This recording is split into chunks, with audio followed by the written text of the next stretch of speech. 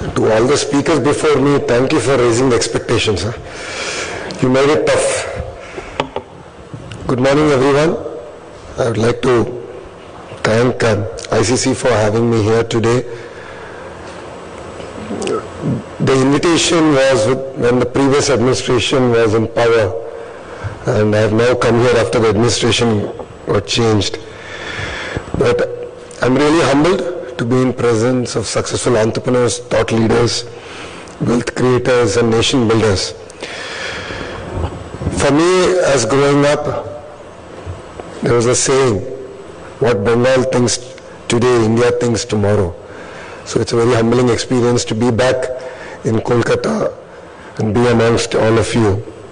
And what I believe is the capital for the intellectual, cultural, and economic journey of India. I truly believe that stronger Bengal also means stronger India. And I was very fortunate to meet the Honorable Chief Minister last evening. Suvenduji had tremendous amount of energy and passion. The number of questions he asked me in the 1 hour really amazed me. And then he gave me at least 10 tasks to do, including sharing our policies. And I was sharing with the core committee of the Chamber of Commerce that I've sized up competition. I know competition is now from even West Bengal for us. So passion is very important, and I believe that when states compete, India wins. And I believe that competition brings the best out of all of us.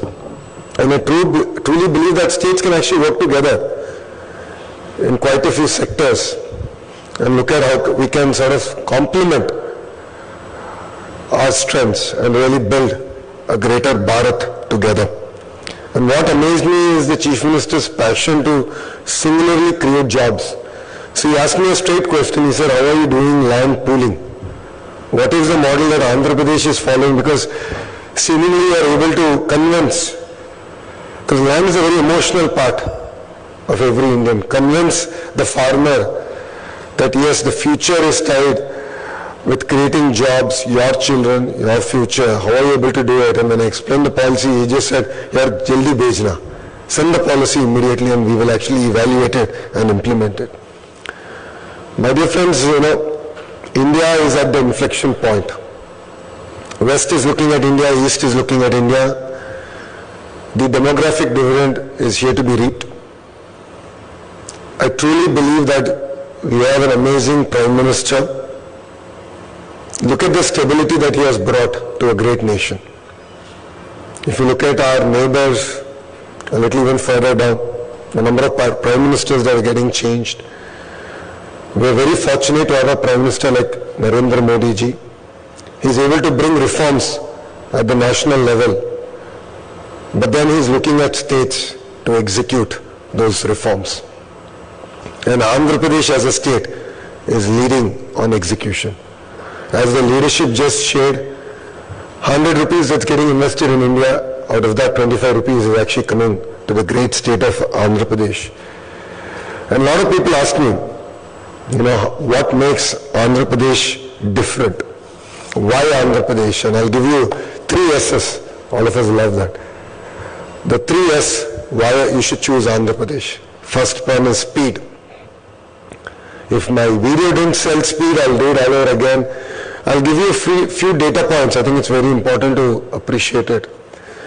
The first handshake that I had with Google leadership team to actually shovel was 13 months.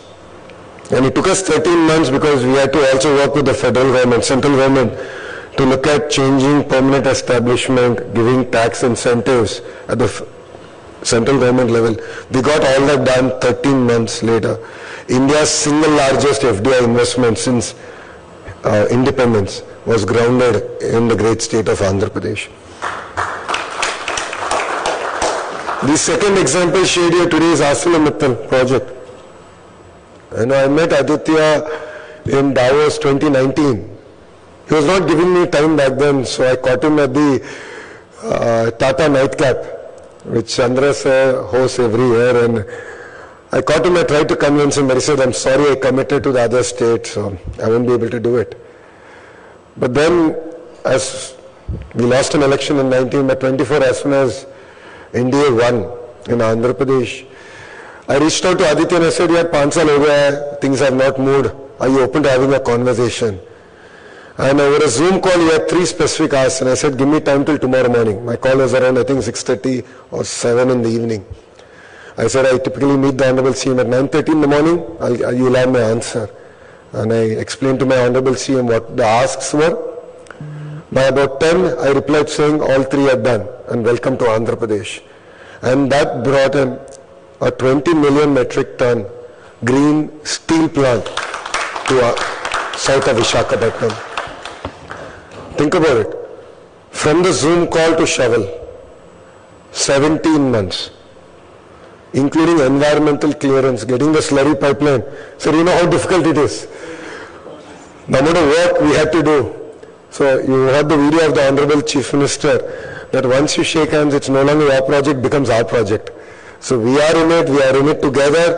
If it means we have to convince the Honorable Prime Minister, Honorable Finance Minister, the Heavy Industries Minister, anyone possible, we will do it and we will do it together.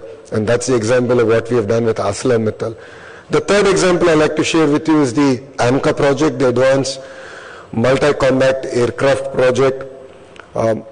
It's India's stealth aircraft project. It's under advanced tender stage. It will be given to the private sector. As soon as we heard it, we reached out to the Raksha Mantri ji, Rajnath Singh ji, and we said, no other option but you have to come to Andhra Pradesh. So he said, done. If you can give me 600 acres and access to a runway, we'll do it. Absolutely. So from that letter to groundbreaking, 37 days. And we got it done in Puttaparthi. So speed is something we really mean, and we will deliver on it. And with true passion, we are all standing in front of you. The second is stability. I think all of you are looking at stability in governance, stability in policy. That is very, very critical. To few of the partners who are here, who are already in Andhra Pradesh, on the dais, all of you know whatever our leadership does stands the test of time and politics. There is no shortcut to success, and we follow the due process, do it right, and we provide stability. And the third S is service. I look at all of you as nation builders. You create jobs. You create ecosystems. You are the people who can deliver the dream of our Honorable Prime Minister, which is Vikasit Bharat. So we are here to deliver on the promise of service.